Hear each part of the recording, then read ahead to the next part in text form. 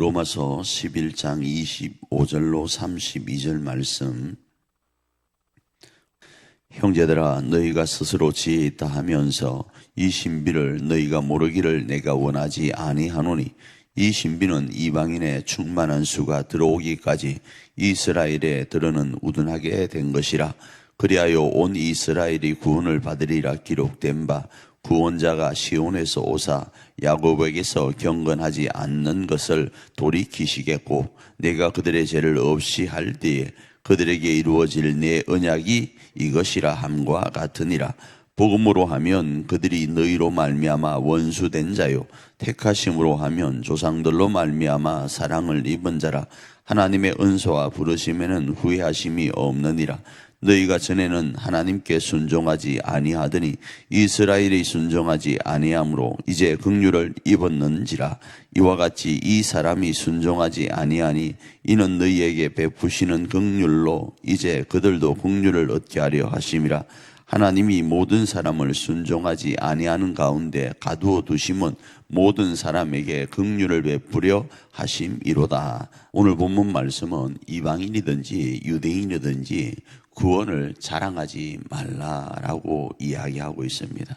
그 이유는 구원이 어떻게 주어졌는지에 대한 이야기를 너희가 다 알지 못하지 않느냐라는 겁니다. 그 중에 보편적으로 구원의 신비를 가리켜 이야기할 때는 성육신을 구원의 신비라고 합니다. 그리고 그리스도가 죽으심을 구원의 신비라고 하고, 하나님의 목적과 계획과 부활을 구원의 신비라고 합니다. 왜 그런가 하면 사람의 머리와 상상으로는 이것들을 이해할 수가 없습니다. 어떻게 하나님이 사람이 되실 수 있냐 이겁니다. 간단하게 말씀을 드리면 1리터의 물을 1000리터도 마찬가지고 1000톤도 마찬가지고 이 컵에다가 다 담을 수 있습니까? 그건 불가능한 겁니다. 그건 불가능한 거라고. 만일에 이게 이 컵에다가 그 물이 1리터가 되었던 1톤이 되었던 10톤이 되었던 그게 이 안에 다 담긴다 그러면 그건 기적이고 그건 신비인 거예요. 그게 이 컵 한 컵이지 어떻게 1리터가 되고 1톤이 될 수 있겠습니까? 성육신도 마찬가지입니다. 전능하신 하나님이 피조물인 인간 70억, 80억 인구 모두에게 나뉘어져서 임한 것도 아니고 한 사람의 몸에 그렇게 들어오셔서 임한다라는 것은 신비다 이겁니다. 어떻게 전능하신 하나님이 십자가에 죽을 수 있습니까? 어떻게 전능하신 하나님이 십자가에 죽을 뿐 아니라 또 다르게 인간의 모습으로 오셔서 죽으시고 부활하실 수 있냐 이겁니다. 두 번째로는 믿는 자가 하나님의 나라에 입성하는 것도 신비입니다. 하나님의 계획과 하나님의 뜻 아니고는 이 모든 것들이 우리 가운데 일어날 수 없는 일들이다 이겁니다.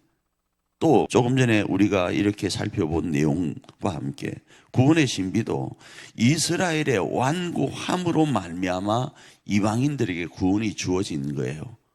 그래서 우리가 생각할 때는 이방인들이 단순히 그냥 하나님 앞에 돌아오니까 구원을 받은 것이 아니라 이스라엘이 완고하게 행함으로 그 복음이 이방인들에게로 이렇게 전달된 겁니다.